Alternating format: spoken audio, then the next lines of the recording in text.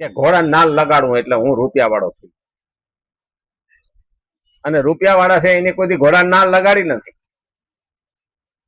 હા, એને પૂછી આવો ને. મને તો એક ભાઈ કીધું તું મને કે અમારા સંપ્રદાયમાં તમે આવો ને તો પૈસાદાર થઈ જાવ. હું કોઈ એવું નથી. તો કેમ? હું કોઈ પૈસાદાર છે ને એ તમારા સંપ્રદાયમાં આવ્યા. જે પૈસાદાર છે ને એ બધા તમારામાં આવ્યા છે, કારણ કે એને ત્યાં માન મળે છે, એનો મોહ પૂરો થાય છે અને સ્વાગત થાય છે એટલે આવે છે. મને કે એવું થોડુંક હોય, હું કોઈ એવું જ છે. ઘણી વખત આપણે સમજતા નથી હોતા. અહીંયા જાઉં ને તો અહીંયાના હારામાં હારું મળશે, એટલે આપણી શ્રદ્ધામાં તાકાત હોય ને તો ઘેર બેઠા પણ ભગવાનને આપણે ત્યાં આવવું પડે. શ્રી નારદ પરાશર પુંડરીકમ વ્યાસારમ ભરી શશિક શબ્નકાદી ભીષ્મ લભ્યાનમ, આ બધા જે થઈ ગયા ને માતૃભક્ત ને પિતૃભક્ત, પુંડરીકે મા બાપની સેવા કરી અને ભગવાન વિઠ્ઠલનાથ એને ઉંમરે આવ્યા હતા. એને ક્યાં બોલાવ્યા હતા? મા બાપની સેવા કરતો હતો ને ત્યારે ભગવાને કીધું વિઠ્ઠલનાથે, પુંડરીક હું આવ્યો છું, તું મારી પાસે કેમ ન આવ્યો? તો મા બાપની સેવા કરી. તો કે હું વયો જાય. તો મેં ક્યાં તમને બોલાયા હતા? સેવા કરું છું એટલે આવ્યા છો, તો હું સેવા છોડીશ નહીં. એટલે કે બેહવાનું તો કે ત્યાં કઈ હતું નહીં, ઈંટ નો ઘા કર્યો લો. તો ભગવાન એની ઉપર કમરે હાથ દઈને ઉભા રહી ગયા. હજી પંઢરપુર વિઠ્ઠલનાથ કમરે હાથ દઈને ઈંટ ઉપર ઉભા. આ ભક્તની તાકાત છે. આપણી શ્રદ્ધા ઠેકાણું ના હોય તો ગમે એટલા મંદિરે ભરીએ ને તો પણ મેળ બેહે નહીં. ઓલે વહુ નવી પાણી ના આવી ને એટલે સાહુ કીધું બેટા હાલ કે આપણે મંદિરે જાય. હું 35 વર્ષ ત્યાં જાઉં. વહુ અઠવાડિયું ગઈ પછી કે બા ન થાવું. હા, બા મારે ન થાવું. હવે ના પાડી તો હા ડોશીમાં ખીજાણા, કેમ ન થાવું? હાલ કે ના, કે મને બીક લાગે. કે મંદિર છે ને બીક લાગે? ભગવાન ડોળા કાઢે છે કે હું સામે જોઉં છું ને તો ભગવાનની મૂર્તિ હોય ને આ ડોળા કાઢે છે કે. અરે ભાઈ કે એ તો પથરો છે, એ તને શું ડોળા કાઢવાની? એટલે વહુએ કીધું 35 વર્ષ ત્યાં પથરો જાણીને જાવ તો ત્યાં હું ડાયચું? જો ભગવાન જ ના દેખાતા હોય તો પથરો જ છે એવું જો માન્યું હોય તો 35 વર્ષ પાણી માંગ્યા. આમે મૂર્તિ છે ને એ મને મારું મનને સ્થિર કરવાની જગ્યા. દિલ્હીમાં આજથી 20 વર્ષ પહેલા એક પ્રસંગ બન્યો હતો કે એ માજી 80 વર્ષના થયા. 12 વર્ષના હતા ને ત્યારથી એ મથુરા જતા, ગોકુળ મથુરા, અને ભગવાનના દર્શન દર મહિને કરતા. પછી એના લગ્ન થયા તોય જાતા.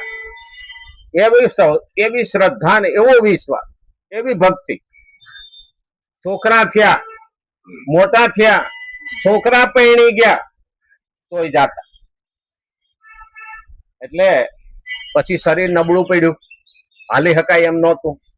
એટલે ભગવાનને કીધું પ્રભુ હવે હું ગોકુળ મથુરા ને આવી શકું. એટલે ત્યાંથી એક લાલો લીધો, પિત્તળનો લાલો આપણે રાખીએ ને એવો લાલો લીધો. એ કે હવે હું ઘેરે સેવા કરી. હવે ઘેરે સેવા કરે એમાં જન્માષ્ટમી આવવાની હતી ને એટલે માજીને એની પેલા તાવ આવ્યો.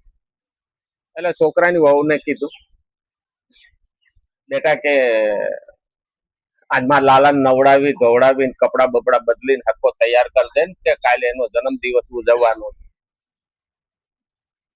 વહુ કે બાજુના રૂમમાં ડોશીને તાવ આવ્યો, હોતા હતા કે ડોશીને હક નથી કે હવે લાલાનો જન્મ દિવસ આવે કે ન આવે કે કેટલા ટકા.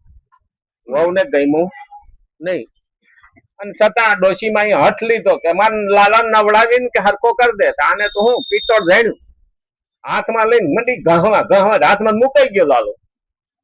હેઠો પડ્યો એટલે અવાજ આવ્યો, પિત્તળનો અવાજ આવે ને. અરે કે ડોશીમાં લાકડી ટેકે ટેકે બહાર રૂમ માંથી આવ્યા. શું થયો? લાલો પડી ગયો. એ કે માં લાલાને હેઠો પાડ્યો તે કે ભાઈ ગઈ છે. ડોક્ટર બોલાય. ડોશીએ હઠ લીધો, માર લાલો પડ્યો, એને કઈ વાગ્યું છે, બોલાય. તો ઓલી વહુ કે હવે આને શું વાગે? તો પણ ડોશીએ હઠ લીધો એટલે એને ઘરવાળાને બોલાવ્યો, ફોન કરીને નોકરી હતી. આ તમારી માં કે હઠ લઈને બેઠા છે, મારા લાલાને ડોક્ટરને બતાવો. એટલે ડોક્ટરને ફોન કર્યો ઓલા કે ભાઈ આવી રીતે અમારી બાઈએ કીધું છે તો તમે આવો. ઓલો કે ભાઈ માણા હોય તો જોવાય આવું, આ પિત્તળના લાલાને જોવા હું આવું? ડોક્ટર કે કોઈ ડોક્ટર તૈયાર થયો નહીં.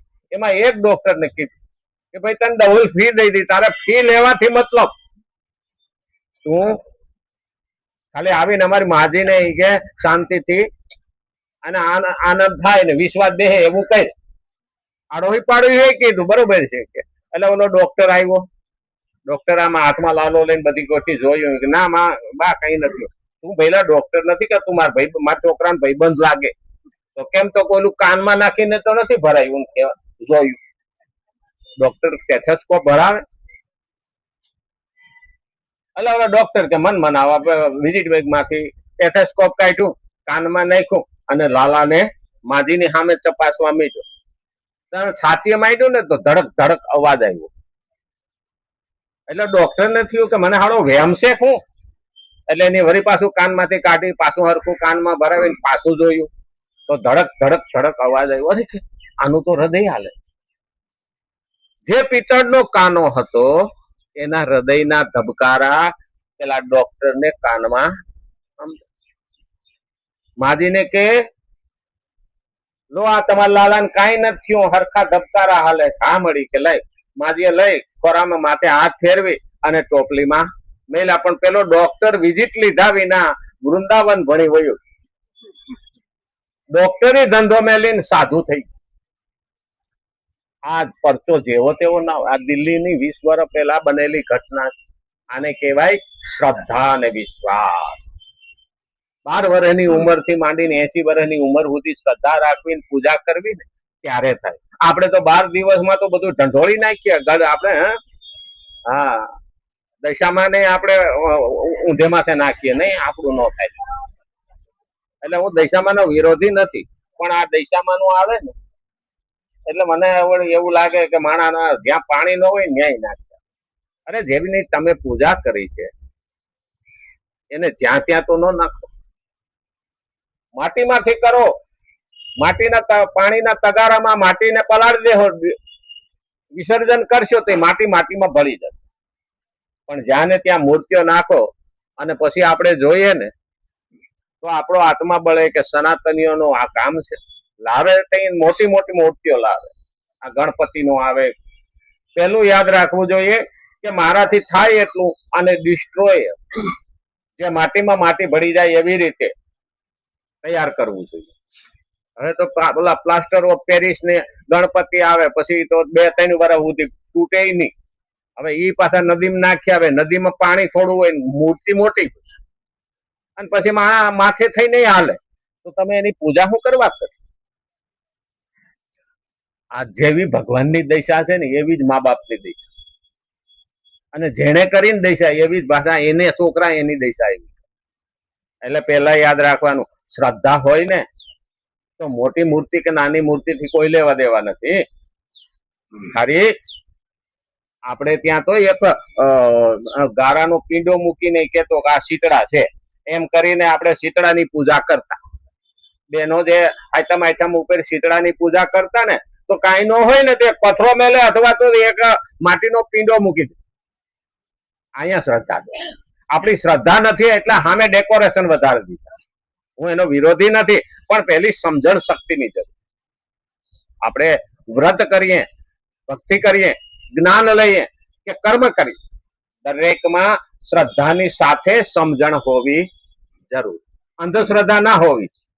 આજે હું છે અંધશ્રદ્ધાનું મૂળ વધી ગયું, અને એટલે જ કામનાની પૂર્તિ બધાને માટે અને સદાને માટે નથી, પરંતુ કામનાનો ત્યાગ બધાને માટે અને સદાને માટે છે. કારણ કે કામના અનિત્ય અને ત્યાગ નિત્ય છે.